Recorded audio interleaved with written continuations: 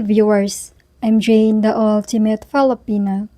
Today's episode is about prenuptial agreements in the Philippines and their necessity and enforceability with a foreigner.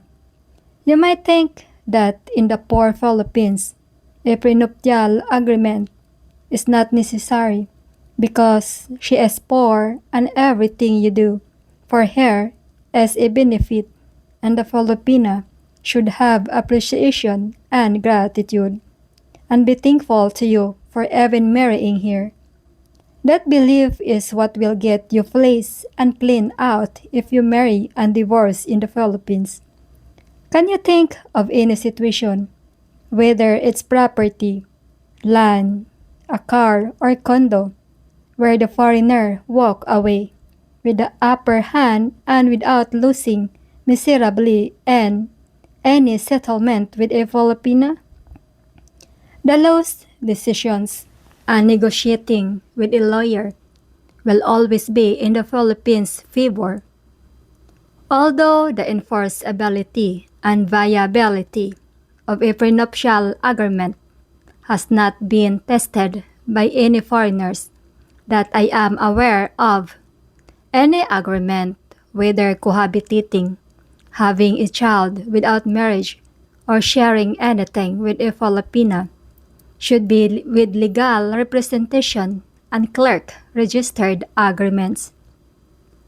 That nice Filipina you think you know will become your worst enemy upon breakup, separation, or divorce. She will swing for the fences in any settlement, and unless you have existing legal agreements, she will hit a home run and clean you out financially. Now, since I have explained why you should have a prenuptial agreement when marrying a Filipina, let me info you in a prenuptial agreement in the Philippines. A prenuptial agreement in most countries can help protect assets and interest and maintain transparency about financial matters. It can also be used to provide equally for children from previous relationships. The legal basis for prenuptial agreements in the Philippines is the Family Code. Executive Order Number 209 as amended for prenuptial agreements. A prenuptial agreement can be set aside for lack of consent, fraud, coercion, mistake, undue influence, or bad faith. You can consult a lawyer about prenuptial agreements in the Philippines and don't take friends' advice. Agreements must be entered into voluntarily. They should be in writing, recorded, and be factual and specific. For example, you have an illegitimate child with a third-party individual, an illegitimate child with your legal spouse.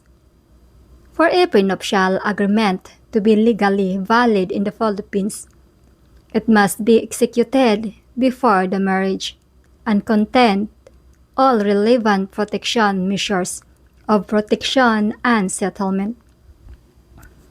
Once again, in order to be valid between the parties, a prenuptial agreement should be in writing, but in order to be effective against third persons, it must be on a public instrument that is notarized by a duly appointed officer and registered in appropriate registry office. Now let's focus on the document for foreigners marrying a Filipina.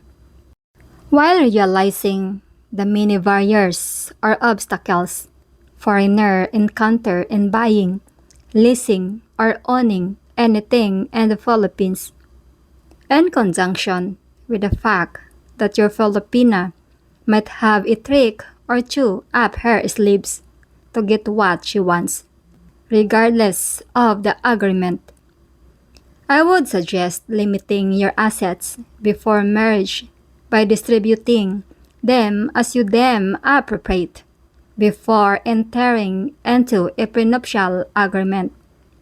If you marry an age-gap Filipina, especially at retirement age and with retirement resources, you should protect yourself at all times.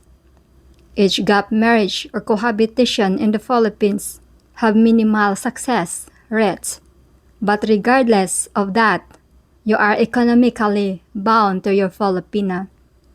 You automatically lose resourcefully by marrying an age-gap Filipina, and although you get other benefits by being with a young and alluring Filipina, none of these benefits mean more to you than your welfare and well-being.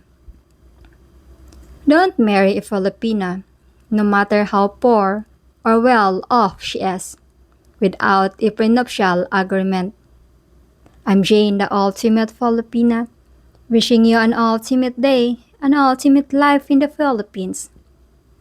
I have included in the video description the link to the song The Love I Lost with lyrics by Harold Melvin and the below notes for your listening pleasure. Take care. Bye.